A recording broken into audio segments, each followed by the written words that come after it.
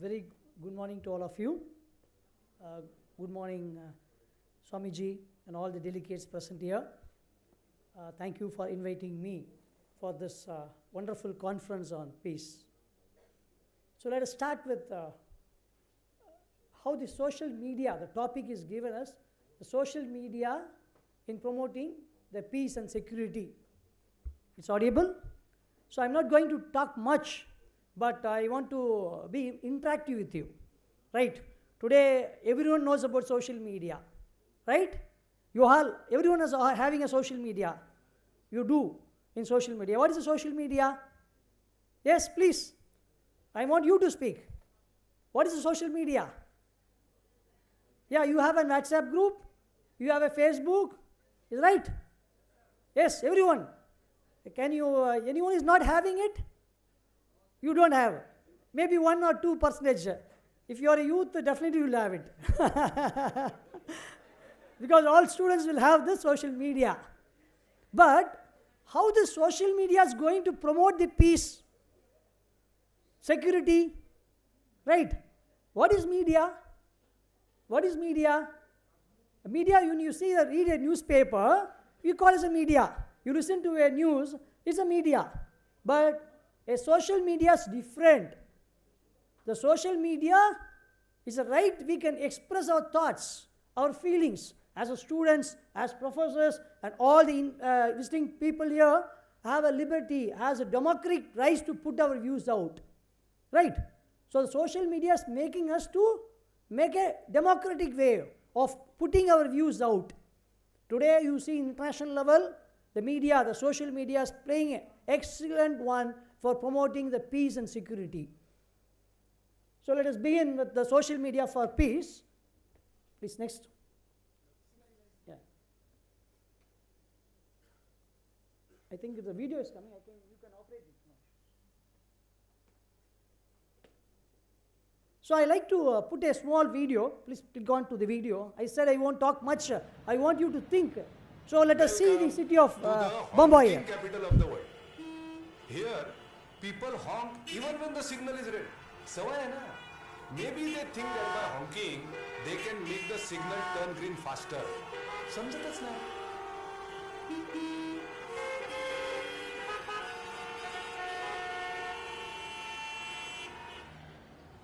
We, the Mumbai police, were itching to do something about this.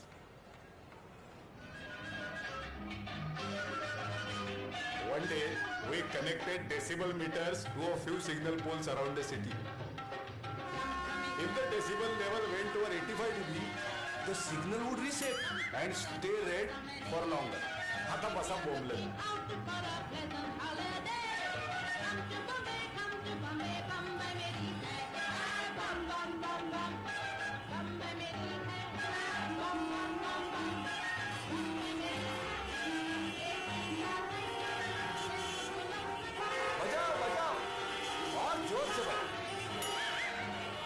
और रुको.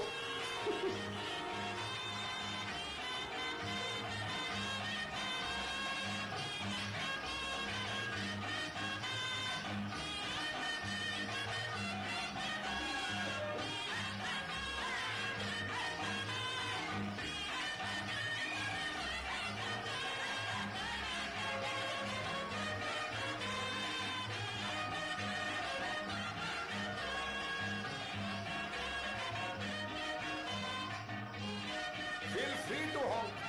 That is, if you don't mind waiting. Has you any idea? Yes, I think how many of you have seen this social media? It has gone so viral. So what it says now? In city of Bombay, there is a lot of traffics are there, right? So what you seen? What it shows here? When you keep putting you on, what happens here? You show a patient. Right, what happens? The police will let you to cross the signals. If you keep on putting you on, you see how much impact is there. So how much the noise you create, the signal gets stopped. So all these things recorded. So the Mumbai city is making such a way that you need to make peace. You should not disturb the other people. So this is what one example in the social media, it's gone so viral. Even other cities are going to operate this. So this is a good example, right? So what happens, you see, he's recording it. When you are not patient, what happens when you are putting it on? What happens here? The decimals are being increasing. So the signal will not open for you. When you are patient for 5 seconds in the signal, you will be left to cross the roads. So this social media is being used, going so viral, and this same is going to be implemented in other cities also. So what shows here? The social media is able to reach. How I can use it in a positive manner. The social media can be used in a positive manner, not in a destructive manner. So this is one of the videos has gone so viral. We are able to understand how the social media is able to make a security and how it gives a peace. Next, go to the next one. So you can just read, the social media helps to establish a stronger community ties, allowing the individual to collaborate with the local peace initiative. Is a platform enable the broader discussion, raising awareness about the social issues. So with the help of social media, I'm able to promote a peaceful aspects. A resolution and awareness can be made possible if I have a social media. Is right? Next. So this is also one of the video. Please play the video, sir.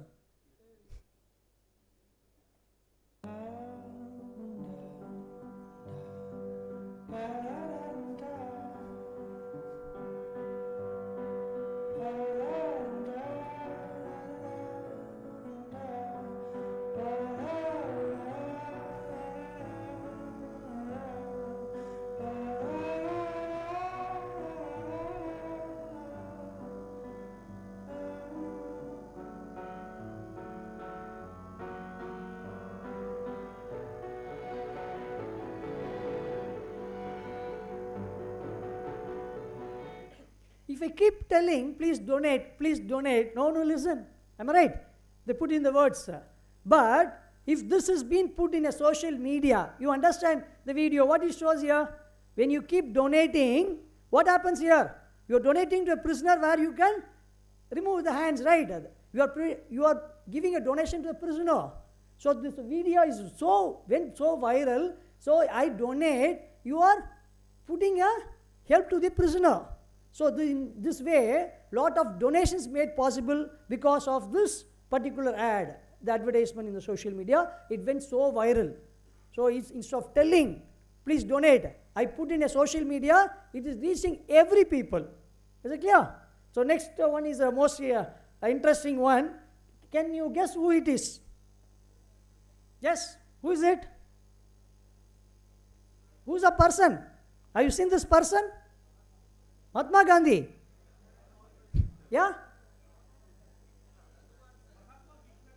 Mahatma Gandhi or who? Mahatma Hitler. Yeah. So you see two personalities. It's a super of two things being made here. One way you see Hitler, the other one you see as a Mahatma Gandhi. Now the social media is telling what you want to choose. You want to be an Hitler? Or you want to be a Mahatma Gandhi? I leave it your choice. It's making you to think. So looking at this ad, this media, what do you say? Choose yourself. I need a peace. You want to be an Hitler or a Mahatma Gandhi? It's your choice. So it makes you to think. The social media is making you to think out. Next, please. So I said already the role of social media in promoting peace, building communities, raising awareness is the main issues in promoting the peace. Next. The next one more ad, please.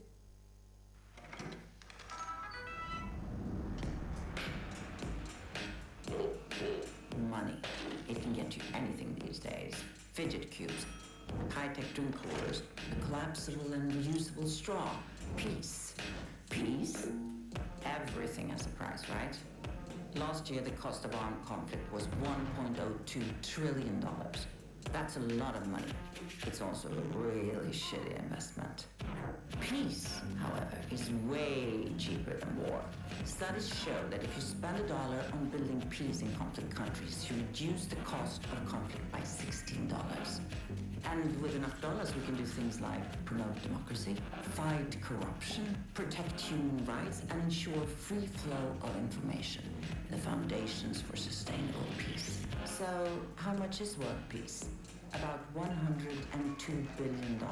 At least if we imagine spending 10% of the cost of conflict on preventing it. That could potentially get us there.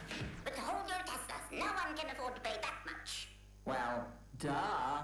But if we split it between everyone in the world, it's only $13 each. Or the price of a book with images of old Soviet bus stops. That's why we've decided to kickstart world peace. If we all pitch in, we can put an end to war. So, the next time you're thinking about investing in something like this, think twice. You could be the co-founder of world peace instead. Okay, Just now you see it. Or So now what's the question? What is the price for a war? What is the price for a peace? If the price for a war is more than 1,000 billions, right? So price for a peace is not even 100. Being an individual, this social media went so viral. Please make it. If you want a peace, you just spend only $13 per individual if for maintaining the peace. If for the price of war is more, so focus more on the peace. So this is one example where you see the social media play a very active role in maintaining the peace. Is it clear? So the social media has the power to unite the communities and foster the understanding crucial for promoting peace and security. So this was one interesting thing. So you think the social media is always promoting the peace. So let us not think in a destructive manner. Always use the media, the social media, for a constructive manner. Is it clear? Next please. So world peace. So all the social media is making you to think over. So you see, the peace, the bird is been hit. So it make you to understand the importance of peace. So looking at the media, social media, you are trying to make such of things to maintaining a peace is possible. They are making you to understand with the help of this media. Next. So I said I won't talk much. So that's why I made you to think a lot. So today you see a lot of medias are there. You talk about Ukraine. I think one more ad is there. We can make it out. One more thing. Please put. Next video. I think we have time. I can have another 2 minutes. Okay. A short video you can see. The last. Next.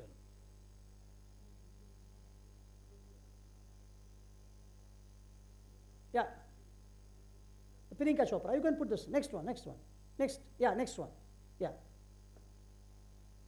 So this the interesting advertisement, the social media you've seen, right? Today there is a war happening in Russia and Ukraine. So see the social media, how it's impacting to maintain the peace. Everywhere we look today, you can see the advancement of man, how the human mind has basically invented, created, and built a whole new world.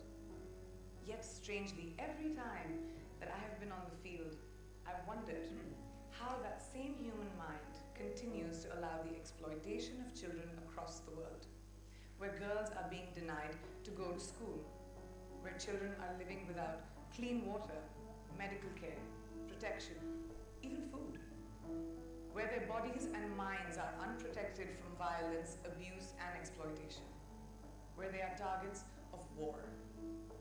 Ladies and gentlemen, people of the world, we ask you to join us today to become the collective voice of oppressed children across the world in our fight against the injustices that they have had to endure every day.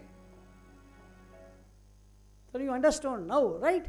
So you see how this Russia and Ukraine war, you're able to understand, support the Ukraine is mainly because of the social media. So make your social media in a peaceful manner, The social media can be made in a very peace. When you utilize in a positive manner, definitely there will be a peace. Thank you for giving this opportunity. I think these 3 videos will make you to understand how I can use the WhatsApp, the Facebook or Twitter in a very positive manner to maintain the peace. Thank you so much for giving the opportunity. I thank Swamiji for giving this opportunity and all the delegates and all the students who come here. Thank you so much.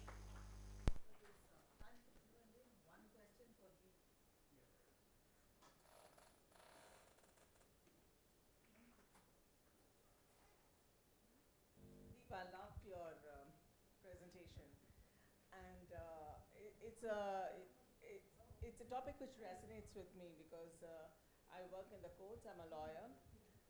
Your narrative was about your rescue, your amazing work with children, and in the sector of child abuse and rescue. I know how difficult a rescue mission is, and if you know about the Stockholm children, Stockholm syndrome, it is very difficult to rescue a child who's in distress, who believes that the abuser is everything. But what I want to know, you have somehow your ethos, your trajectory of your talk has in the legal system has pointed out the child, taken away the agency of the child. Okay, but I'm the first child of my house, and I've been thinking about the Indian system itself. If you looked at them, you pointed out Krishna. If you look at Ganesha, okay, the Ganesha, where was his agency? He was placed in guard of his mother, as a guard of his mother. Lesson 10. Very upset father comes and chops off his head. And then you have another child, you have the Shravan Kumar. Have not the Indian ethos also kind of overrated parenthood, Mata, Pita, somewhere, and have not the children born the desires of their thing because of the narratives in the Indian ethos? Why the legal system and I would say the legal system and the colonial mindset did not bring it. The Indian narratives itself set the path, okay, and then the colonial mindset only. I think, but if you look at if you say colonial mindset, the West have advanced. Norway versus Mrs. Chatterjee, and where they can look at child abuse in a very different perspective, a different thing. And we look at child care. Parenting is a very different thing in India, and I don't know how you can put the whole burden on the legal system. I think we are changing the lens now. But I wouldn't say it came out of the legal system alone. We never understood foster care. We never understood corrective jurisprudence before this, and we never understood before they brought it. The boys' homes, foster care homes were all coming from the West, where you could say you could rescue a child from the home. But Indian ethos allowed you to stay in your home and the rigors of your home, no matter what. Because your mother and the father were gods.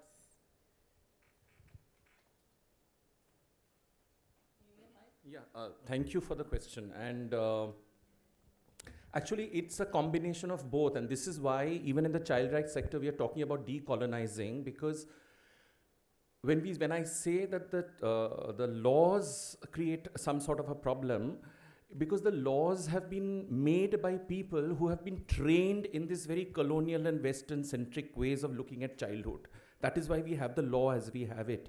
And as you are talking about, our own culture, yes, I think there is a lot of emphasis on mother and father and how infallible they can be. And as I told you, my first experience was that this shattered when I started working. It was a different India I was looking at. But when I actually went back to look at what children were talking about, this entire thing about agency of children had come with my experience of working on railway stations, where children were running away, making their own, let's say, connections, their own protections. They were actually, I won't call it foster care, but they were using kinship terms to call different people who were their friends. So somebody was a masi, and somebody was an uncle, and somebody was a brother, and they had established very autonomously a world of their own. And they didn't want to be yanked out of that world. Now, what the law was saying that it was only recognizing one sort of family, the only family which was had a father and a mother and children, biological family. And this normalization has been inherited from about 150 years ago, because India has had multiple family systems at different points of history. But for us, it has been like a normalization of only one sort of family. And when I say normalization, I use the word norm as the sort of thing. That has created a problem where we refuse to look at different ways in which young people and others are also forming new families and connections. So it's like, it has been always very tragic to see that a child pulled out of some connections and connectivity that the child has himself made or herself made, and pulled out and done what is in its best interests, which finally does not come to be the best interest at all. I mean, if you know about how POXO is being massively misused. That is a counter. Yeah. That's a counter moment. Yeah. I think that is a rebellion, a counter, a defense perhaps, but it's counter because you have put me in a harsh environment. I put myself in a harsher environment.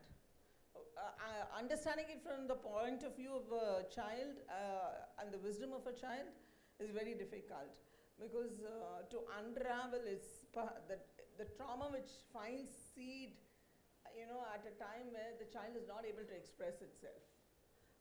But again, a parental experience, I don't think the ethos comes from law. I don't think the law... No, I'm not saying that. I'm saying that the law has been from the very colonial way of looking at the self. That's how the law has come in. That's the root. I think somewhere the narratives should be also like, you have, even in Tamil, you have a thing like Thai solla tattade. It is a Tamil thing. I'm sure you have a Bengali equivalent. You don't disregard your mother's words. Okay. So no matter which century she is in, and which your generations apart also, your mother's words will be your protection all through life. So this is something, okay, a lot of us have lived with this ethos.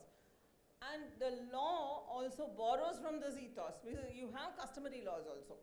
You can't neglect tradition. But correction homes are a takeaway from this tradition. Correction homes, but correction homes can become places of horror. They are, most of the time. Most of the time, they're places of horror and abuse. They're further trauma. So I think somewhere, a change in these old narratives also need to be changed. Need to say your parent did the best for you, but they may not have acted in your best interest. Because they did the best according to their capacity. I agree, and that is why, the request is that, there should be more, people coming together and dialogue and to, build a response which is much more, sort of rooted in the societies we live in. Yeah. But what I think is the most powerful part of your conversation was give the child the agency, because the current children have come forward with an intelligence which is beyond what the previous generations enjoyed. So an understanding. Actually, I was having a small conversation with Shripriya in the morning, and I'll just add to this. When we tend to forget our own childhoods, the moment we recollect our own childhood stories, sometimes it amazes me that, okay, I could have thought of that at that time. And, older people, the elders in the family thought I had no idea of they had no idea what I was thinking about and how I was, negotiating this, that sort of thing. So somehow we forget. If we can sort of reconnect to our own childhoods, I think the agency becomes much more easier to recognize in children. Thank you. That's it.